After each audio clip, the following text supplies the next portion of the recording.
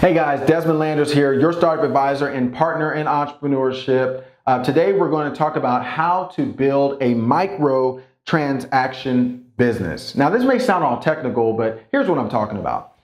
Books, dollar store items, CDs, clothing. Those are microtransaction businesses. A microtransaction to me is anything under $25 that you're selling. Especially if you're selling it on your own and you have aspirational goals to do it full time, you can forget it unless you're willing to put in maybe 5, 7, 10 years of hard work and stay consistent with it, which I commend you if you do that and everyone else will, but most people do not realistically.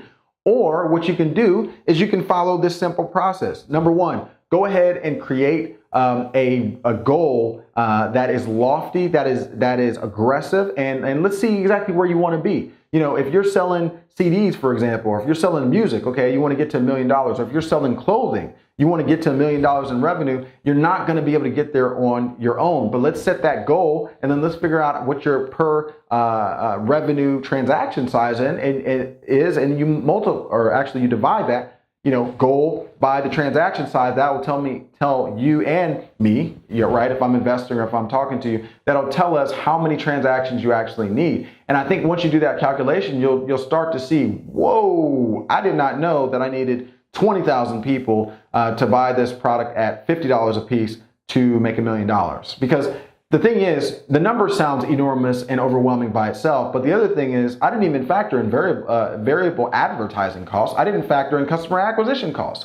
I didn't factor in any of that stuff. So now we're not only going to need sheer volume, we're probably going to need more than that, because those other costs like cost per acquisition and the variable costs that you have, let alone the fixed expenses that it's actually going to take to go ahead and fund the clothing business or the CD business, or any of those micro type of transaction. If you're selling lotions or if you're selling body cream, all that stuff's under 25 bucks.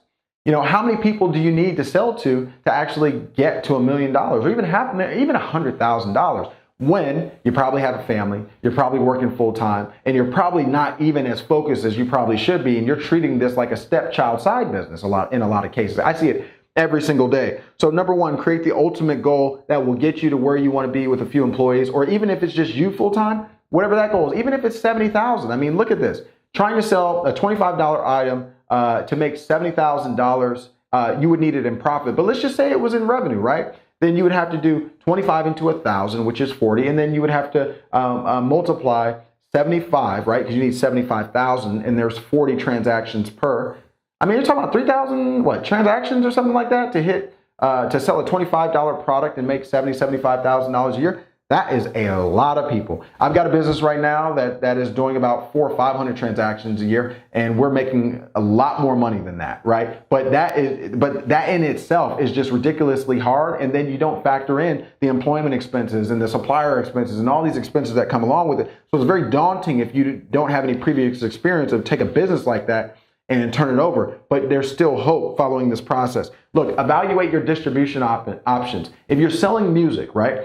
I'm not saying this is the only way, and I know people are getting away from this, but if you're a musician and you're trying to get to $1 million, $5 million, $10 million, there's a very low likelihood that you're going to get there by yourself as an independent artist. What you're probably going to need to do is you're going to need to do the next option, which is kind of build out your proof of concept, right? You're going to need to understand, okay, which of these companies, would it be RCA, would it be Universal, would it be, what is that Interscope, a lot of these companies, Warner Brothers, whatever it is, who can get me where I need to be? Who already has a built-in infrastructure that they've already invested to, a marketing machine, a business machine, that they will not really incur that many variable costs as a result of putting me and my information disseminated across their network, right? Or if it's a clothing distributor, this is why people are always going to Walmart for everyday clothes, or they're going to Nordstrom's or Macy's and talking to the buyers, because they know they can't move the type of units that those companies can move, because they have distribution at all points across the country.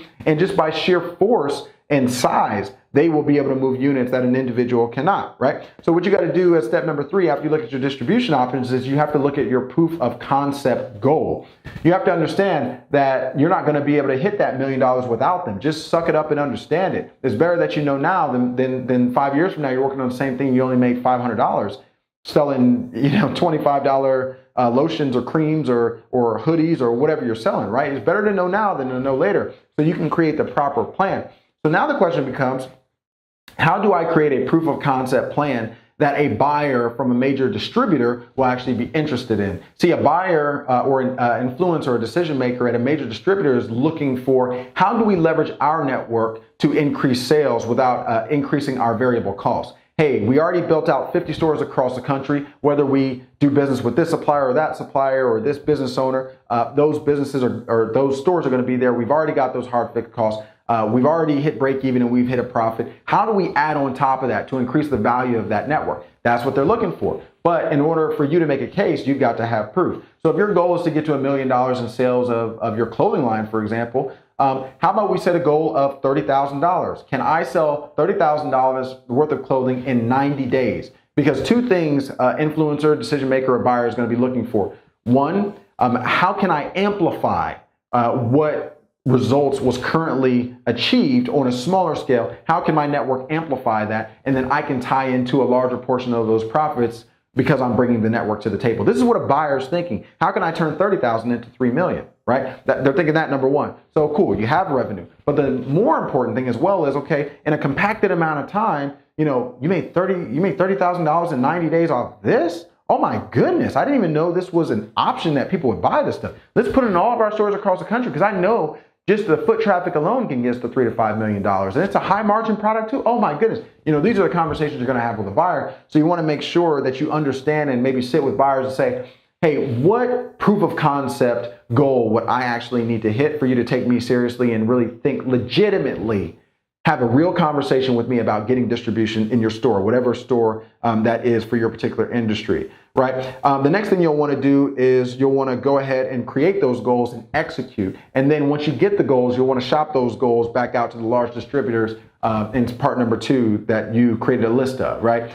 Look, to get to your ultimate goal by showing that your growth can be significantly amplified with a larger network. That's the deal in microtransaction businesses. Don't fool yourself. Don't lie to yourself, because it's only going to hurt you.